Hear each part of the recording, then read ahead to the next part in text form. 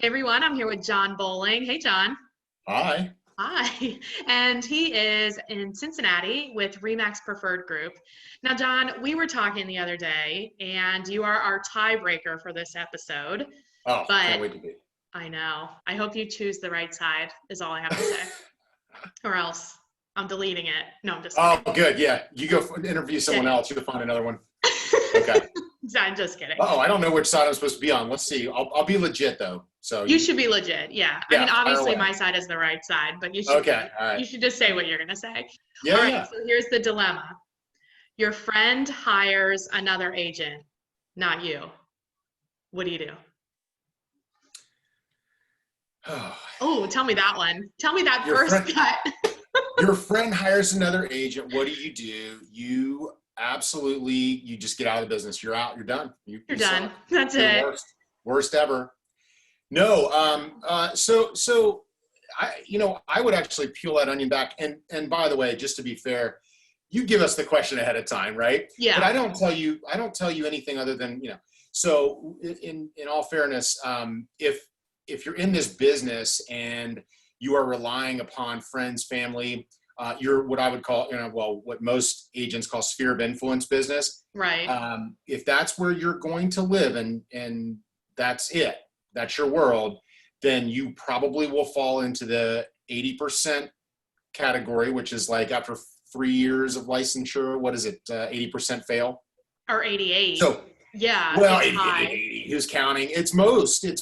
So if you want to succeed, you have to sell to people you don't know.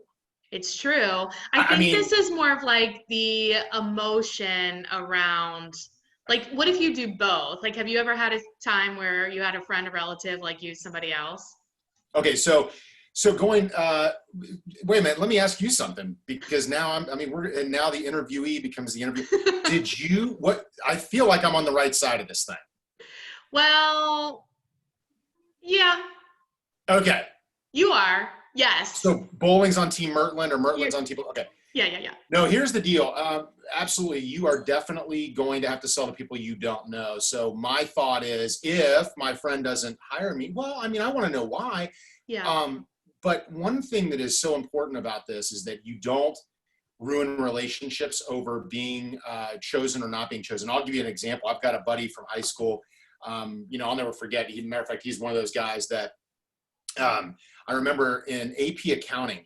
What I was doing at AP accounting is beyond me. You're smart. However, you're good at math. Well, I'm a smart guy, but I didn't take the first level of accounting, so now I'm in AP. Anyway, this guy would sleep against the chalkboard on the one wall every day. Anyway, we're friends, and we're friends to this day.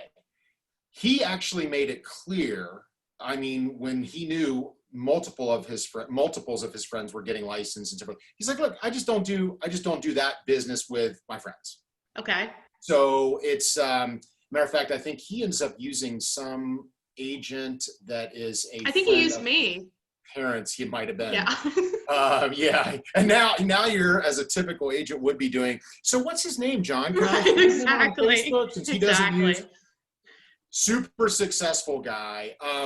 Then there's another friend of mine. Matter of fact, I won't give you too much information because you could probably easily figure it out. And he's a well-known, but he's a doctor. And that's all I'll say. And he ends up using one of his very best friends who just got his license, I swear, to help this doctor either sell his house, buy the business location that he bought. He bought a business location, which there was quite a bit of commission involved. He's still my doctor. We're still friends. Yeah. It's okay. Like, now the other guy, whom I'm also friends with, I refer to those as sharks because they come in out of nowhere and they feed real fast and then they're gone again, and they're off to their normal everyday life. They're on a full-time salary income, whatever. They're not always your best choice as a real estate agent if you're choosing one and you're trying to get somebody that is just in it to make a commission. And then be done. That's true. Versus Jen Mertland, Jon Bowling. We're doing this full-time all day, every day. We're having interactions. We know we've got our hand on the pulse, our ear to the ground, whatever you want to say. We know what's going on in the industry. And those are the kind of people that you want to employ to be your real estate agent. Look, if you don't get chosen as your friend's realtor, it's not the end of the world. At the end of the day, you have to have more than just one segment of that pie. It can't just be one pie and all. You have to lead generate multiple ways. I wonder though, I thought about something as you were talking. Even if you have friends, like the first guy you were saying, like he told all his friends flat out, I'm not using anybody I know. I don't like doing business that way. That's okay. But does he refer you? Yeah, that's a great question. Matter of fact, I couldn't say that he ever has. I don't think that he wouldn't. I just don't think he goes there with people just in general. And he just so like totally. Yeah, I think there's something to be said for like having this conversation up front versus like, I think some people were getting upset because they were upset with their friends because they were like, their friend was then asking after they didn't choose them, were then coming back to them and saying, hey, can you help me with this? My realtor's not explaining it. And they're like, what the? Oh, we've all had that. No, I cannot help you. Right. Yeah. So you didn't want to use me, but no, there is a situation that I recently became involved in where I was the other guy that I came in and like I ended up facilitating the transaction, but I also brought the properties to light. Right. These people didn't know about it and I brought it to their attention and I was always looking out for them. We ended up doing about $1 million. Well, it was over $1 million in volume between the two deals. They gave me the other deal. Well, it turns out that she was really good friends with another real estate agent in Cincinnati. Sure. And this agent, after it became known that, she was buying through me and everything, that agent apparently is not talking to her now. Oh. And so I think there's a wrong way to react. And I think that is definitely it because now it makes you look even worse, right? Right. You're friends and you might eventually do some business or get some referral from this person who really truly believes there's a friendship there. And this lady after the closing, she said, after she found out, she doesn't talk to me, which makes me feel like the friendship wasn't real. It was just, if you're going to use me or if we're going to work together, then we're friends. But if we don't, I can't be friends with you. And so how does that look, right? Yeah.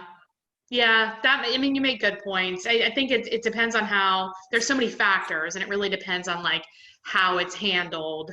Right. Yeah. But yeah, in general, I agree with you. Huh? You're the professional and it's in how you handle it. Your friend can do all the things wrong, but if they're your friend, then they're still your friend after the fact. Yeah. So if we go back to the original question. Yeah. What do you do now? You move on. It's okay. Yeah. Because, there's an old saying, generate so you don't have to tolerate. And here's the thing. If your friend doesn't use you, you've probably dodged a bullet. You know what I mean? But if you have a lot of other ways that you get business, it doesn't matter. Wish them luck, help them if they need it, and be done. Yeah. Just move on. And then you'll become the sounding board for how crappy their agent did for them. And they won't make the mistake the next time. And I've been doing this for 18 years. You've been doing it a long time too. I don't know how many years, but at the end of the day. 12. Okay. But at the end of the day, that person comes back to you. You're right. If you stay strong, the friendships remain strong, they come back to you. And so they made a mistake or somebody brought them a property. They ended up doing a deal with them. That's okay. Get over it. Yeah, exactly. Yeah. Well, cool. Thanks a lot, Jon, for being on and being our tiebreaker. We appreciate it. All right. No problem. Anytime. Enjoyed it. See ya. All right. See ya.